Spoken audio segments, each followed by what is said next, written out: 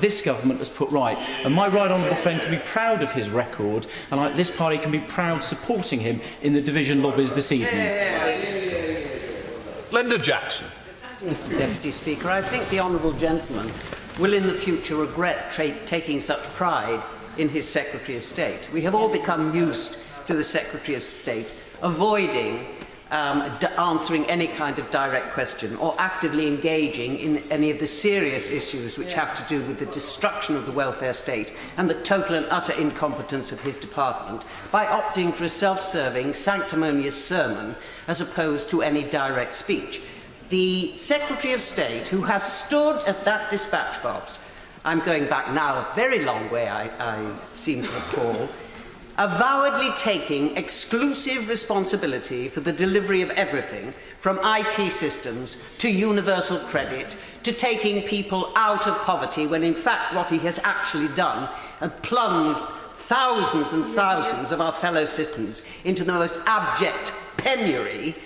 And still, he managed today to avoid any kind of reference to the realities of the situation for all those people who, when Atos had their contract renewed for the work capability assessment many, many months ago, and I can distinctly remember the select committee being really quite forensic in examining Atos as to way they would prioritise, as the government, as the Secretary of State had told us they would do, the needs of disabled and vulnerable people, particularly those with mental health difficulties.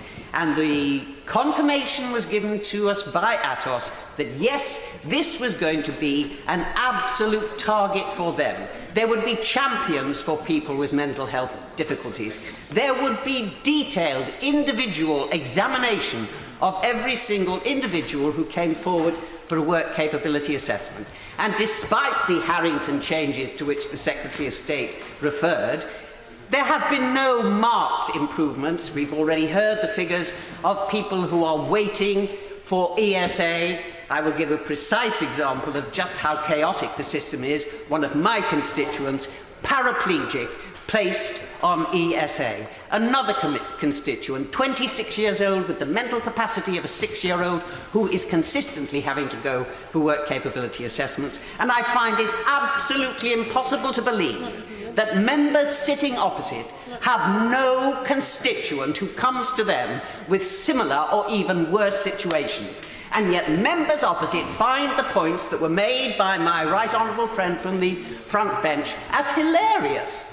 They find it really, really funny that we have seen this explosion in food banks where people who are working, and I would just point out to the Secretary of State that he furnished absolutely no evidence, nor did any member sitting opposite, that the jobs which they are trumpeting that have been created during his sovereignty of the Department of Work and Pensions are actually created by his policies. There are other members of his government who trumpet that these new jobs that are being created by the private sector.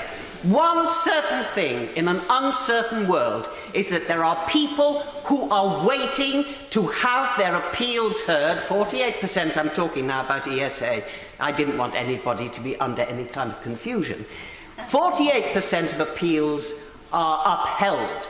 We are seeing people on ESA who are waiting months before their appeals will be heard, and during that period they are either told to apply for job seekers allowance, which they cannot do because they have been told they are unfit for work, and they are absolutely without any kind of financial support at all.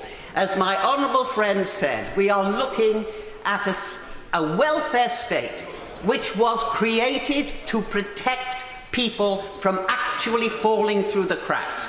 What this particular Secretary of State, what this particular department is doing is pushing people through those cracks and hoping that the rest of the country won't notice that they've disappeared. Well, I believe that the rest of the country is noticing that these people are disappearing, that it is the most vulnerable in our society who are being punished. And it is a shame and an utter disgrace that the Secretary of State, who, as I say, has appointed himself some kind... At some point, I'm pretty certain he'd like to be able to claim that he can walk on water. He can't. His department is not delivering any of the promises that were made, not to this side of the House, but to the people of this country. We are seeing people being maligned, being bad-mouthed, being presented to the country as though there are plenty of jobs out there for them to have, but they're too idle to ever take them. That is not the case, as members on that side of the House know, and certainly as the Secretary of State should know, but perhaps it is that he's floating so high on his self-appointed sanctity that he's forgotten what is actually happening out there in this country as a direct result of his incompetence and his failure to accept his responsibility.